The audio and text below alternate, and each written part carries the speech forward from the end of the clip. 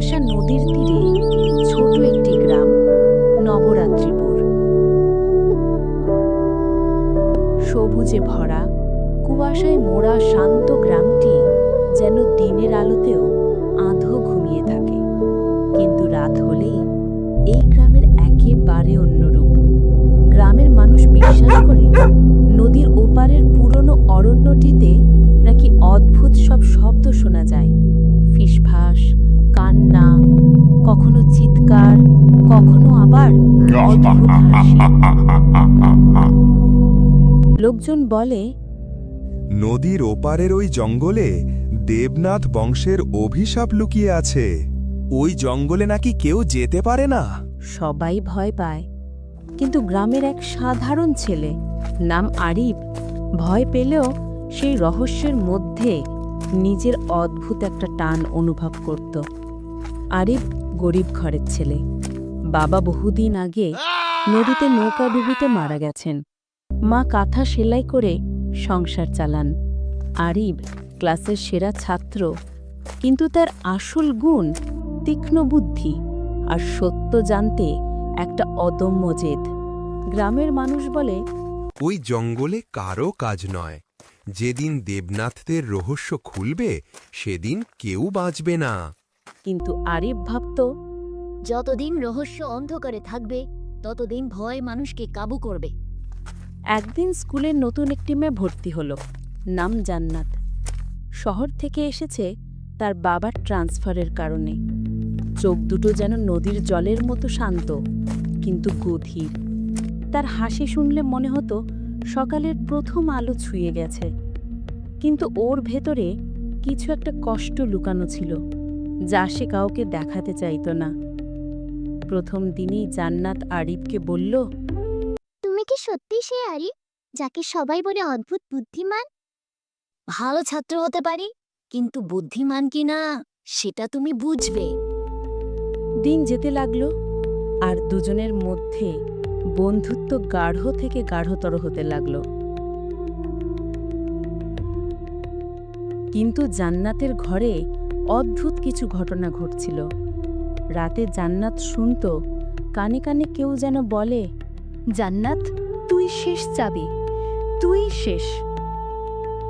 ও ভয় পেত, কিন্তু কাউকে বলতো না। একদিন সে সাহস করে আরিফকে বলল। আবির বিস্মিত। আমিও তো প্রায় শুনি নদীর দিকে কারো ডাক, কিন্তু এসব কেন হচ্ছে? ওরা দুজন বুঝল গ্রামের রহস্য, দেবনাথদের অভিশাপ, অন্ধকারের ভয় সবকিছু হয়তো তাদের সাথে কোনোভাবে জড়িত। গ্রামের সবচেয়ে বৃদ্ধ মানুষ ছিলেন দাদামশাই লক্ষ্মীজান। তার বয়স পেরিচ্ছে 100, কিন্তু চোখ এখনো শার্প। আরিফ ও জান্নাত একদিন তার কাছে যায়।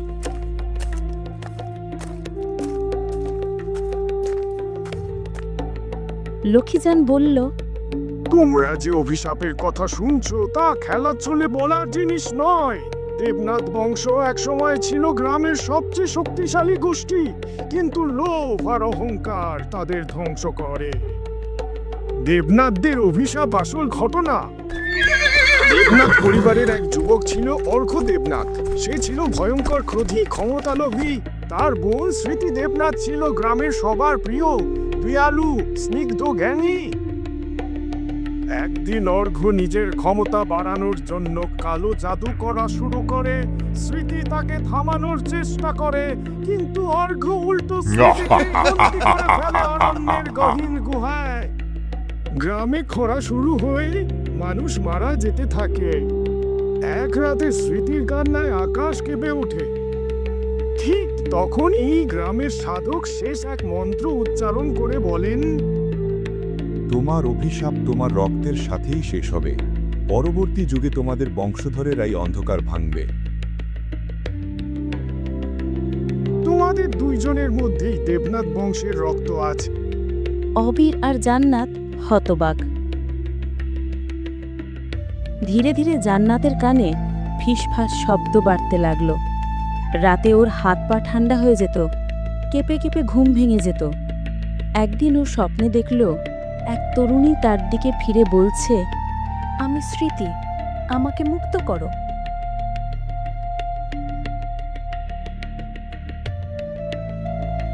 জান্নাত চোখ খুলেই পরের দিন আরিফকে জানায়। আরিফ বুঝল এটা স্বপ্ন নয়, একটা সিগন্যাল। তাদের যেতেই হবে সেই অরণ্যে। এক অমাবস্যার রাতে দুজন চুপি চুপি বের হলো। নদীর ওপারের অরণ্য আজ অদ্ভুত নীরব। জোনাকির আলো ফোটে আবার নিভে যায়। পাহাড়ি বাতাসে অদ্ভুত শু শু শব্দ।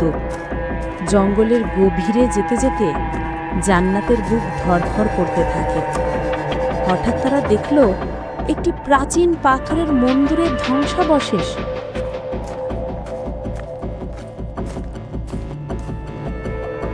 আরিফ বলল, জান্নাত, আমাদের রক্ত দিয়ে চেষ্টা করতে হবে।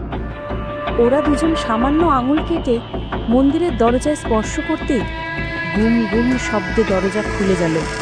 ভেতরে নেমে গেল এক নীলাভ আলো। ওরা মন্দিরের নিচে নামতেই দেখল এক তরুণী পুরনো শৃঙ্খলে বাঁধা, কিন্তু আকাশের আলোর মতো দীপ্তি তার চোখে। সে বলল, আমি স্মৃতি, তোমরা এসেছ অনেক দেরিতে। ঠিক তখনই চারদিক কাঁপতে লাগলো। ছায়া থেকে বের হলো বিশাল কালো আকৃতি, অর্ঘ্য দেবনাথ। তার চোখে নীল আগুনের মতো দহন। অর্ঘ্য গর্জে উঠল, তখন আমায় থামাতে পারোনি, এখনো পারবে না। কি বলল, আরে জান্নাত, তোমাদের মিলিত শক্তিতেই আমার মুক্তি। জান্নাত হাত বাড়ালো। আরিফ তার হাত ধরল। দুজনের শরীর থেকে সাদা আলো বেরোতে লাগলো। জ্বলে উঠল পুরো মন্দির। অর্ঘ্য চিৎকার করতে করতে অদৃশ্য হয়ে গেল। স্মৃতি মুক্ত হলো। সে ধীরে ধীরে মিলিয়ে যেতে যেতে বলল, অভিশাপ শেষ, তোমরা অন্ধকারের ওপারের আলো। মন্দিরের ওপরের অরণ্য আলোর বন্যায় ভেসে গেল। নদীর ধারে ঝিলমিল জ্যোৎস্না নেমে এলো। শত বছরের অভিশাপ ভেঙে এক নতুন শান্তি নেমে এলো পুরো গ্রামে।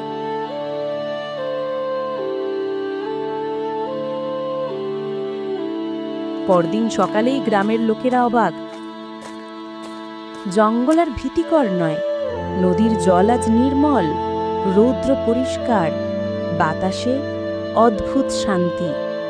আরিফ ও জান্নাত সত্যটা কাউকে বলেনি, কিন্তু সবাই বুঝল এই দুটি শিশু যেন গ্রামকে বাঁচালো। জান্নাত বলল, আরিফ, আমরা কি সত্যি অভিশাপকে ভাবলাম? আরিফ হাসল।